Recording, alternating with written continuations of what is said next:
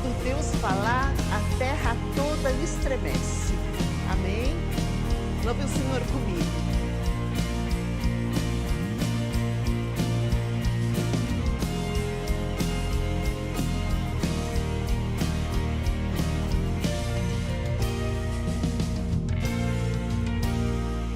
É mais forte do que um furacão, o mundo inteiro cabe em sua mão. O que tenta o desafia, não demore, logo vai ao chão. Está além de qualquer imaginação. Diga, seu nome é Deus. Não tem como ele decifrar, uma canção não pode explicar. Eu só sei que ele é tão capaz, quando ele quer, faz e desfaz. O mais forte, o mais poderoso é. Seu nome é Deus. Louve. Quando Deus falar, a terra toda estremece. Se ele ordenar, tudo lhe obedece. Eu creio nisso. Quando Deus falar, a terra toda estremece. Se ele ordenar, tudo lhe obedece.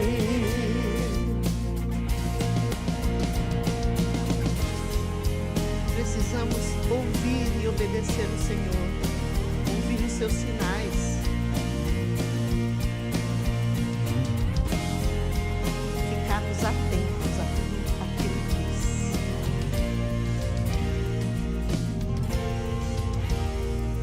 É mais forte do que um furacão, o mundo inteiro cabe em sua mão.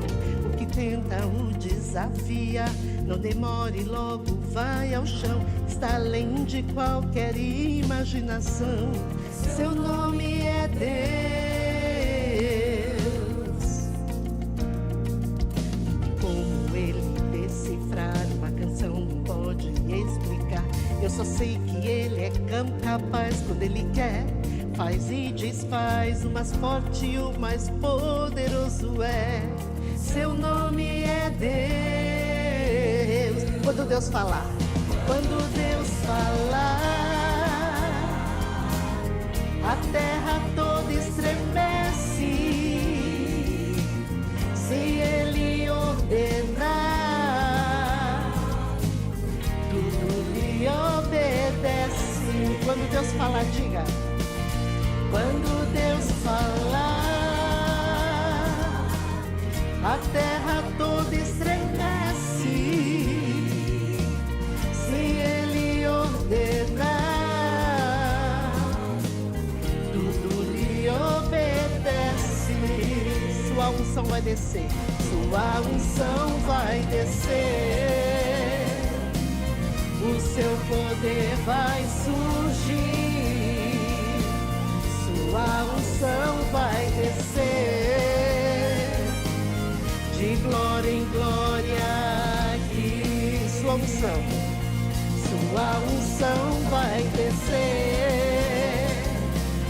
O seu poder vai surgir.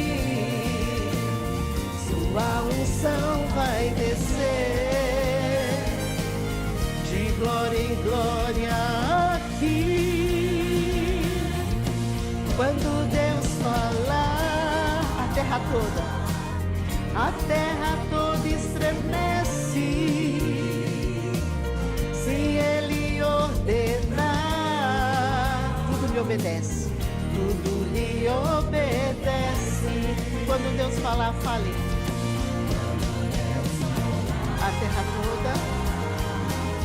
A terra toda estremece. Se ele ordenar, tudo lhe obedece. Fique atento aos sinais do Senhor. Amém? Glória a Deus.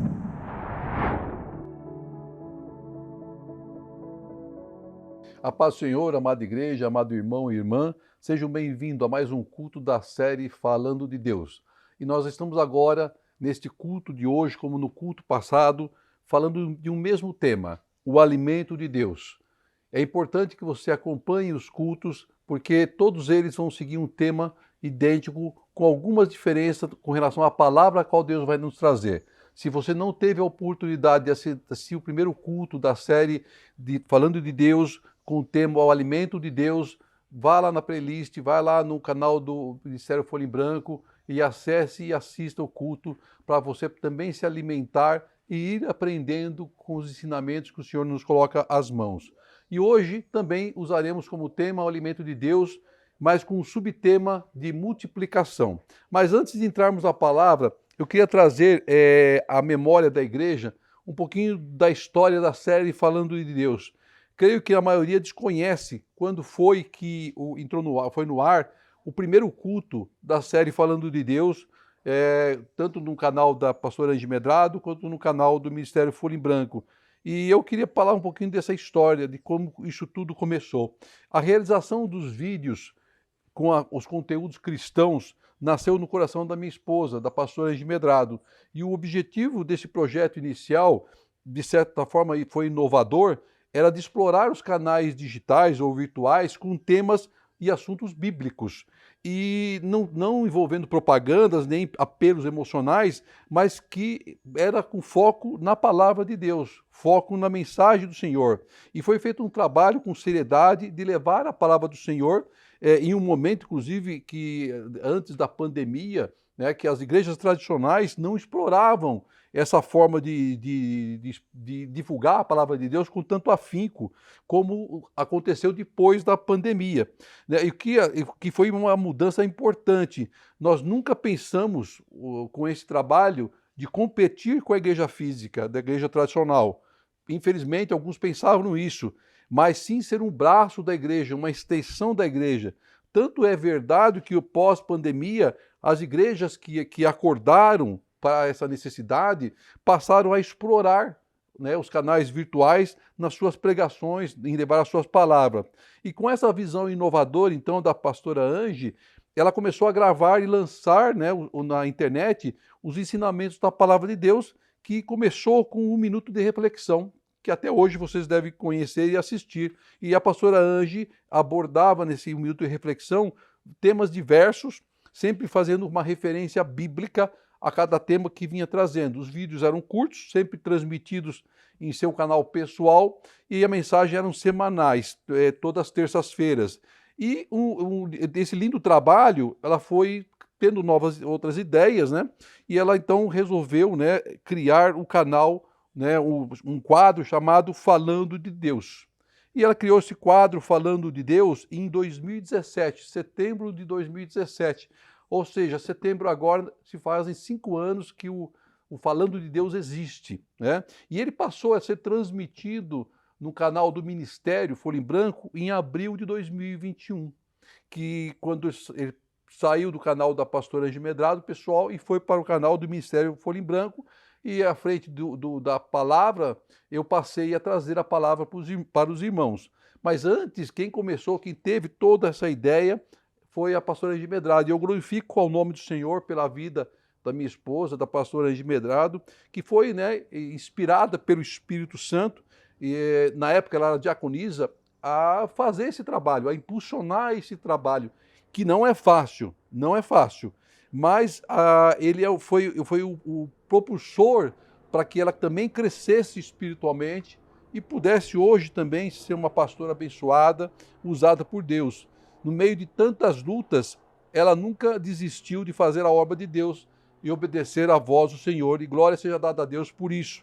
Por isso, irmão e irmã, continue a orar por nossas vidas e pelo nosso ministério. E você deve estar se perguntando, tudo bem, e o que tem essa introdução a ver com a palavra que nós vamos estar estudando hoje? Eu te respondo, ela tem tudo a ver, tudo a ver. Porque se nós não buscássemos o alimento espiritual no Senhor, nós estaríamos fracos, nós teríamos padecido e não conseguiríamos fazer a sua obra. Se nós não buscarmos o alimento espiritual em Deus, a exaustão nos consome durante o preparo dos cultos. o tempo que nós temos que dedicar para preparar um culto nos esgotaria.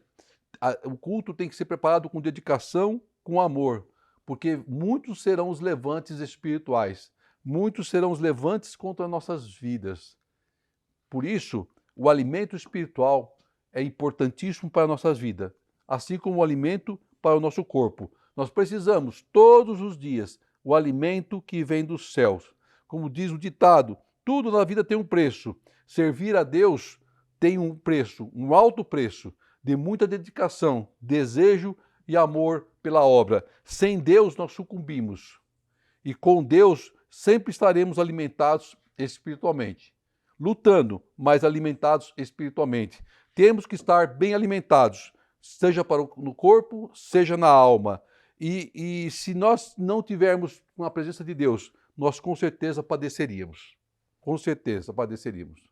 E se nós voltarmos no culto passado, entrando agora na palavra, nós estudamos no culto passado, em 2 Reis 4:38 a 44, também com o tema alimento de Deus. Resumindo, lá se pregou, nós estudamos os tempos que eram de muita fome, os profetas aguardando o alimento. Quando recebem o alimento, eles gritam: a morte está na panela, mas Deus opera um milagre no meio deles e entrega sobre eles a bênção. Então, se você perdeu este culto, volta lá e assiste no canal do Ministério Folha em Branco. Hoje nós vamos meditar com o tema o alimento de Deus, mas com o subtema a multiplicação. E eu quero te convidar a abrir sua Bíblia em João 6, do versículo 1 ao versículo 13. Se for possível, é claro. João 6, versículo 1 ao versículo 13. Que diz assim a palavra de Deus: Algum tempo depois, Jesus partiu para outra margem do mar da Galileia, ou seja, do mar de Tiberíades. E grande multidão continuava a segui-lo, porque vira os sinais miraculosos que ele tinha realizado nos doentes. Então Jesus subiu ao monte e sentou-se com seus discípulos. Estava próximo à festa judaica da Páscoa. Levantando os olhos e vendo uma grande multidão que se aproximava, Jesus disse a Felipe: Onde compraremos pão para esse povo comer? Fez essa pergunta apenas para pô-lo à prova, pois já tinha em mente o que ia fazer. Felipe respondeu: 200 denários não comprariam pão suficiente para que cada um recebesse um pedaço. Outro discípulo, André, irmão de Simão Pedro, tomou a palavra. Aqui está um rapaz com 5 pães de cevada e 2 peixinhos. Mas o que é isto para tanta gente? Disse Jesus: Mande o povo assentar-se. Havia muita grama naquele lugar, e todos se assentaram. Eram cerca de 5.000 homens. Então Jesus tomou os pães, deu graça e os repartiu entre os que estavam assentados, tanto quanto queriam, e fez o mesmo com os peixes. Depois que todos receberam o suficiente para comer, disse aos seus discípulos: Ajunte os pedaços que sobraram, que nada seja desperdiçado. Então eles o ajuntaram e encheram 12 cestos com pedaços dos 5 pães e cevadas deixados por aqueles que tinham comido. Amém e amém. Todos conhecem essa passagem da multiplicação dos pães e dos peixes. Todos conhecem. Então, no capítulo anterior do livro de João, no capítulo 5, nós temos o relato de que Jesus vai a Jerusalém para a festa dos judeus. E na leitura do capítulo 5, nós vemos que Jesus opera grandes milagres naquele lugar. Entre eles, o muito conhecido, que era da cura do paralítico do tanque de Betesda.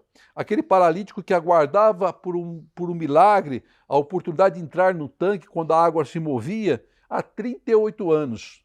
Há 38 anos. E Jesus então cura a vida daquele homem. E Jesus continua a operar milagres naquele lugar, inclusive no sábado. E por isso, por fazer milagres no sábado, ele provocou sobre ele uma ameaça e começou a ser perseguido. Mas mesmo na perseguição, Jesus, por onde passava, ele curava, ele ensinava o povo, ele abençoava o povo, e por isso que a sua fama se espalhava por toda a terra, por todo aquele lugar. E nós temos o relato, então, no João 6, que nós lemos, de que Jesus vai para Galileia, de barco, no versículo 1, que ele parte para outra margem do mar da Galileia. Primeiro ponto que eu quero chamar a atenção de vocês a respeito do mar da Galileia. Na verdade, o mar da Galileia não é um mar, é um lago. É um lago da Galileia, que é chamado de mar por causa das suas dimensões, por ser muito grande. Então, o Mar da Galileia, ele não tem água salgada, é água doce, perdão. E ele é um mar que tem dimensões tão grandes que parece realmente ser um mar. Tá? E ele é maior, o maior lago em Israel, entre a fronteira de Israel, Cisjordânia e Jordânia. Ele tem 21 quilômetros de largura por 13 quilômetros de comprimento e uma profundidade que pode chegar até 45 metros. Então, realmente é um lago grande, né? E ele fez parte do Império Romano na época de Jesus, e o Mar da Galileia era cercado, na época de Jesus, pelas cidades de Cafarnaum, de Tibériades, Magdala, Corazim e Betsaiada. Tá? Então eram essas cidades que cercavam o Mar da Galileia no tempo de Jesus. Então, anota aí depois que eu vou fazer uma provinha oral, tá? Mas tudo isso é pesquisado, eu fui pesquisar, fui atrás. É importante a gente conhecer, entender algumas das passagens do Senhor. Aí o versículo 2 diz que uma grande multidão estava seguindo a Jesus, em virtude dos seus sinais miraculosos, da cura dos doentes, dos milagres que Jesus estava fazendo. Então, por onde Jesus passava, ele operava milagre, ele ensinava, ele curava, ele transformava a vida. Jesus não perdia a sua oportunidade de levar a palavra de Deus, de abençoar, em qualquer lugar, em qualquer hora, com pouca ou com muita gente. Sempre havia uma alma a ser salva e em todo lugar e momento, para Jesus era ideal para se lançar à rede. Assim como para nossas vidas, isso vale para nossas vidas também. Nós temos que ter o discernimento e aproveitar a oportunidade que Deus coloca nas nossas mãos para abençoar vidas, para transformar vidas, porque esse é o nosso chamado. O mistério de Deus não está limitado a 4 paredes, ele está em todo lugar, onde quer que nós passamos. Nós não precisamos de paredes, não precisamos para pregar a palavra de um púlpito ou de um templo, não precisamos de um altar ou de uma banda, não precisamos de um coral ou de holofotes ou de luzes ou de microfones. Jesus não tinha nada disso, nada disso. E ele saía pregando a palavra do Senhor, a palavra que salva. Claro que tudo isso é bom. Não há nada de errado em ter isso, mas isso não pode ser essencial, isso não pode ser primordial para se pregar a palavra de Deus, para se lançar a palavra de Deus. O que importava para Jesus era alcançar as almas sedentas. Isso que importava para Jesus. Aquelas que buscavam uma resposta, aquelas que buscavam um milagre em qualquer lugar, em qualquer momento. Então Jesus, lá no versículo 3 e 4, diz que ele se assentou no monte com os discípulos. E ele viu, né, que estava próximo à festa judaica. E ele estava lá no monte. Esse monte hoje é chamado de Monte das Bem-aventuranças, porque nesse lugar aconteceu um milagre. Nesse local, atualmente, existe um centro internacional, Domus Galeazzi, que também é chamado de Lugar das Árvores das Bênçãos. Provavelmente deve ser um museu, não conheço. Tá? Mas existe um memorial nesse lugar. Aí no versículo 5 diz que ele levanta os olhos e vê a multidão se aproximando. E não era uma pequena multidão, não, era muita gente que se aproximava. Era muita gente que vinha ao encontro de Jesus. E o número de pessoas que se aproximavam era muito grande, era muito enorme. A palavra diz que eram 5.000 homens, fora mulheres e crianças. Então você pode colocar aí em torno de 7.000, 8.000 pessoas aproximadamente. E aí Jesus faz uma pergunta para Felipe. Ele faz uma pergunta para Felipe: onde compraremos pão para esse povo comer? Imagine Felipe lá sentado do lado dele, o impacto que ele recebe quando Cristo pergunta para ele isso. Aquele gente chegando lá de monte. Então Felipe devia ficar imaginando, acredito eu, né? Ele falou assim: poxa vida, mas como eu vou conseguir para conseguir tanta gente assim, trazer alimento para eles? Havia uma situação interessante naquele lugar que também me chama a atenção. Pare e pense, igreja. Eram 7.000 pessoas aproximadamente. Não tinha microfone, não tinha púlpito, não tinha banda. Como é que essas 7.000 pessoas faziam para ouvir a Cristo pregar? Olha como Deus providencia as coisas. Como é que esse pessoal conseguia ouvir a Cristo? Se não fosse o próprio Espírito Santo que soprava no ouvido dessas pessoas as palavras do Senhor. Isso é o primeiro ponto que eu acho bem interessante nessa palavra. O segundo ponto era que aquela multidão, ela se comovia a pé. Provavelmente não tinha carro, né? Então, você sabe disso. O sol devia ser bem quente. A terra era de solo árido, difícil acesso, mas nada impedia delas buscarem ao Senhor, porque elas buscavam a resposta naquele que é o único capaz de trazer uma resposta.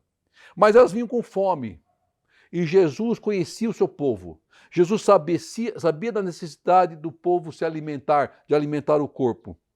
Jesus sabia que eles estavam com fome. Jesus conhece todas as coisas e ele se preocupa no detalhe. Ele se preocupa com nossa alma, mas ele se preocupa também com a saúde do nosso corpo. E todos que deveriam estar bem alimentados para que todos pudessem receber também o alimento espiritual. Aí então por isso que ele pergunta para Felipe. Se você for ler lá em Mateus 25:35 diz assim: pois eu tive fome e vocês me deram de comer, tive sede e vocês me deram de beber. Fui estrangeiro e vocês me acolheram. Assim que Jesus avista a multidão, ele pergunta ao seu discípulo como é que nós vamos fazer para comprar alimento para esse povo. E Felipe, o que ele faz? Provavelmente na cabecinha dele ficou imaginando assim, onde será que tem um supermercado aqui perto? Como conseguir comprar tanto alimento para essa gente, se o dinheiro não vai dar? Ele se viu numa situação difícil, mas Felipe não estava pensando como um homem de fé espiritual, mas estava pensando como um homem carnal. Assim como nós também pensaríamos como um homem carnal. Cristo fala que ele estava colocando a Felipe à prova. Assim como Deus nos coloca à prova a todo momento. Porque o Senhor já sabia e já tinha em mente o que ia fazer. Mas o Senhor nos coloca à prova todos os dias. Assim como o Felipe à prova. Mas o mestre sabe de todas as coisas, o que fazer, e Jesus já tinha um escape para aquela situação. Mas ele estava provando a fé de Felipe, assim como Deus nos prova a fé todos os dias. E temos que estar preparados para enfrentar as provas que o Senhor coloca nas nossas vidas. Então Felipe responde uma resposta de homem, uma resposta de um homem carnal, uma resposta de quem está na carne e não no espírito. Felipe responde: 200 denários não comprariam o suficiente de pães para aquelas pessoas. Não seria suficiente. Felipe apresenta a Cristo um cenário da situação, como homem. O quanto temos em caixa ou em dinheiro. Pelas contas não seria suficiente para comprar tanto alimento. Existe um problema de logística para buscar os alimentos. Temos muito pouco tempo para acharmos uma solução para esse povo que está chegando. Se você analisar os momentos e os fatos, você vai ver que Felipe tinha razão nas suas afirmações. Ele calculou corretamente. Ele apresentou os fatos. Ele apresentou as limitações. Ele não omitiu nada. Nada. Eles tinham 200 denários em caixa. 200 denários em caixa. O denário era a moeda da época de Jesus. E ela era feita de prata romana. E seu peso estimado era de aproximadamente 4 gramas. E o seu valor representava um salário diário de um trabalhador. Um salário diário. Se você converter para os dias de hoje, isso dá aproximadamente R$ 40,40. Um denário equivale a R$ 40,40. Se você ler lá em João 12:3, né, do capítulo 14, desculpa, de Marcos, não, perdão, João 12:3, 5, ele fala a passagem sobre o frasco de perfume a qual Maria lavou os pés de Jesus. E Judas Iscariotes, ele faz um questionamento, né, para Jesus de que aquele perfume era muito caro. E se ele fosse vendido, ele renderia 300 denários. Ou seja, eram 300 dias trabalhados na época. Então, realmente era um perfume caro. Mas não importava para Jesus o preço do perfume, mas a atitude do que estava sendo feito lá. Então, 200 denários não é pouco dinheiro, é muito dinheiro. Mas não é suficiente para alimentar tanta gente. Seria suficiente para comprar aproximadamente 8.000 pães franceses, de 50 gramas. Mas não era suficiente para todo aquele povo, para matar a fome daquele povo, para poder alimentar aquele povo.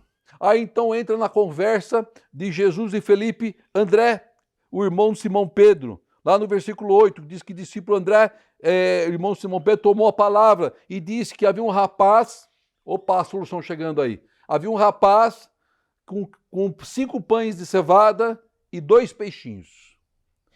5 pães de cevada e 2 peixinhos.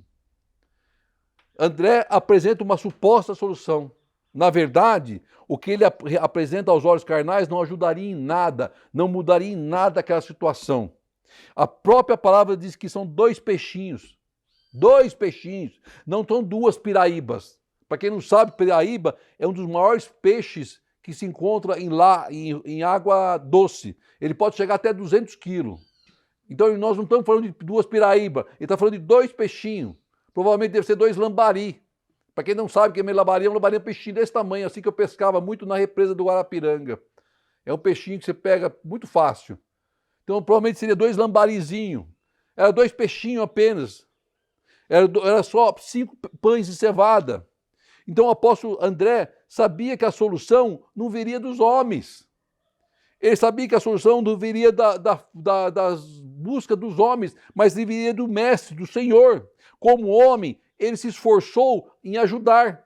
Eles fizeram o que era possível, o que estava ao alcance, mas aquilo não daria um resultado que eles esperavam. Eles precisavam de um agir do Mestre, eles precisavam do agir de Cristo. O homem tem seus limites, mas para Deus não existem limites, não existe impossível, e precisaria acontecer naquele lugar um milagre para alimentar tanta gente. Então o apóstolo traz para Jesus o que ele tinha às mãos naquela situação, mesmo sabendo que para o homem não seria suficiente para resolver aquele problema.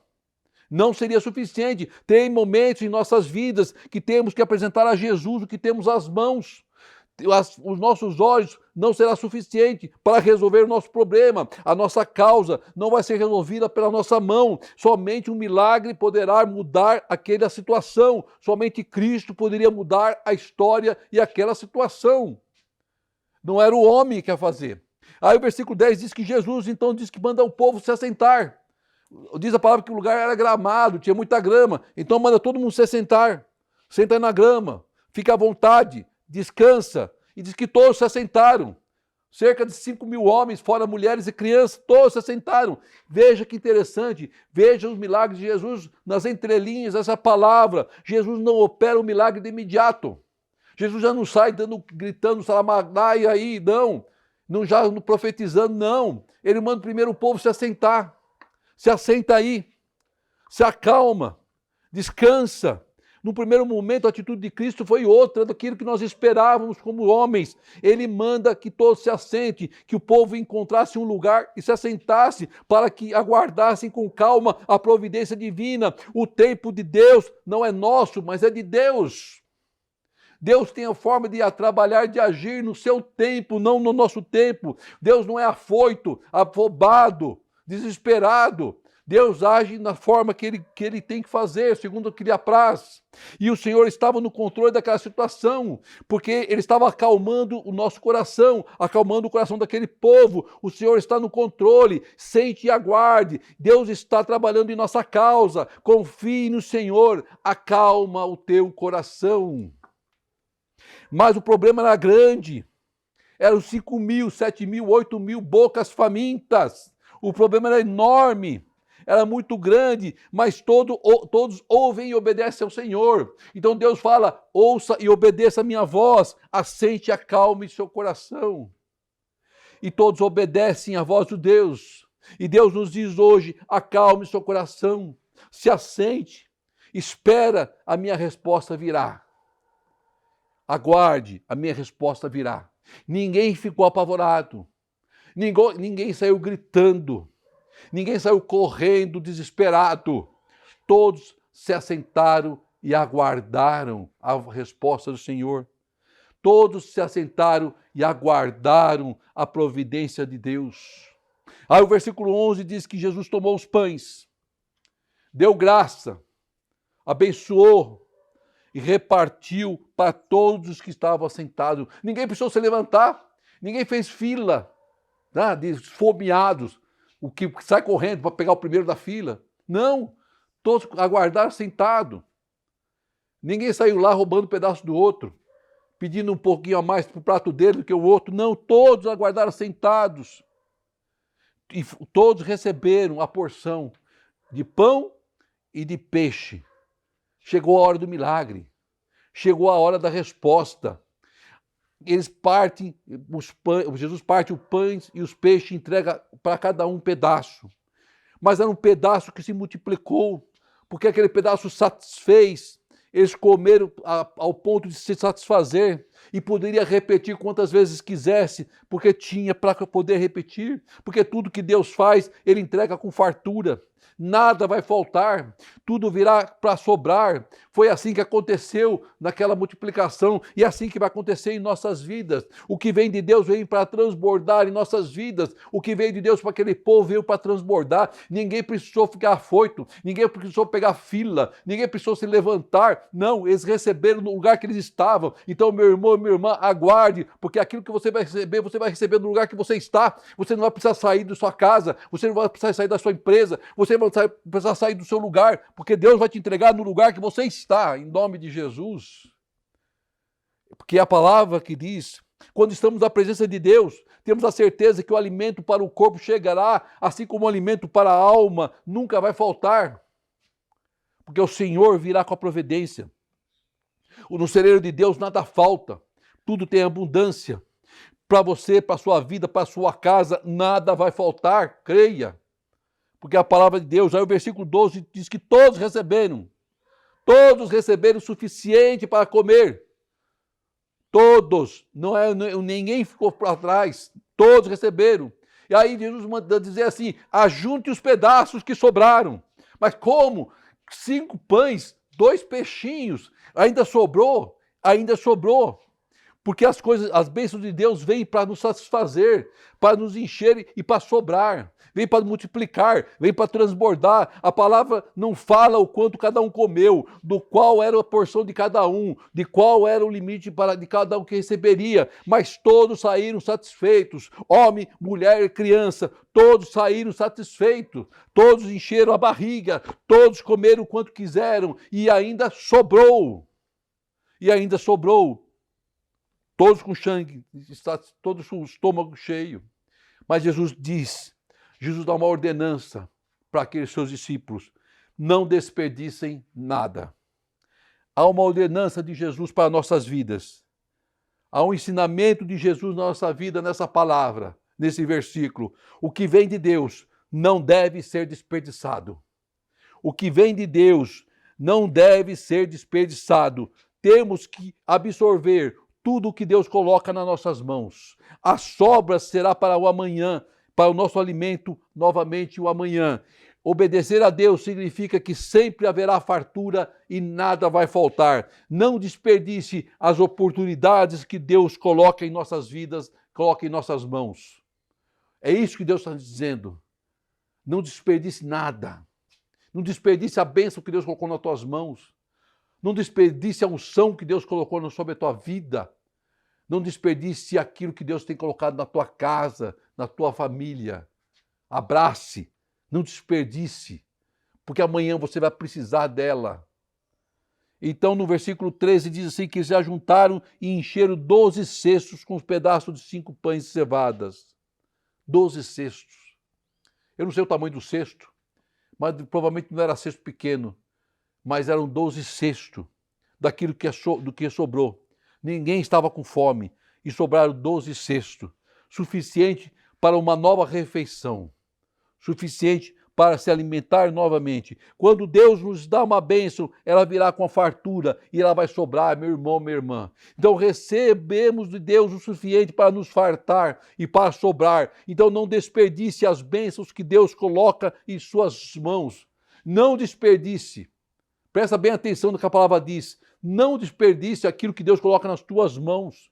Toma posse, abrace, agarre firmemente, viva intensamente as bênçãos do Senhor para que você tenha uma vida próspera, abençoada, feliz na sua casa, no seu trabalho, no seu caminhar. É isso que Deus quer para nossas vidas. Deus quer dar sim o alimento que você precisa para o corpo, mas principalmente o alimento que nós precisamos para a alma. Porque somente esse alimento vindo do Senhor é que nos faz continuar a caminhar nessa terra com tantos problemas. Somente Cristo pode nos dar o livramento, somente Cristo pode nos dar o alimento para nosso chamado. Então receba essa palavra do Senhor, receba essa promessa do Senhor sobre a sua vida. E ainda não terminou. Haverá mais cultos com o mesmo tema do alimento do Senhor, porque é o que nós precisamos. A igreja precisa se alimentar espiritualmente, assim como alimento para o corpo, mas principalmente para o alimento para a alma, em nome de Jesus. Oremos ao Pai. Querido Deus, quero te agradecer por essa palavra abençoada, Pai. Nos ensina a alimentarmos, Pai amado, não somente ao corpo, mas principalmente o alimento espiritual, Pai. Que não desperdicemos, Pai amado, as oportunidades que o Senhor nos dá, Pai. As bênçãos, Pai querido, que o Senhor coloca nas nossas mãos, Pai. Que tenhamos, Pai, discernimento, Pai amado, nas nossas atitudes, Pai. Que sejamos homens de fé e acreditemos que o Senhor é o Deus do milagre, é o Deus da multiplicação, Pai querido. Abençoe cada um que está assistindo a este culto, Pai, cada um que está participando desse momento, dessa palavra, Pai. E que tenha uma vida próspera, Pai, abençoada, multiplicada, abundante na presença do Senhor. É que eu te peço em Cristo Jesus, que é o grande amor de Deus, a graça de nosso Senhor Jesus Cristo e as doces consolações do Espírito Santo do Senhor estejam com todos hoje e sempre. Amém e amém. Glória seja dada a ti, Pai.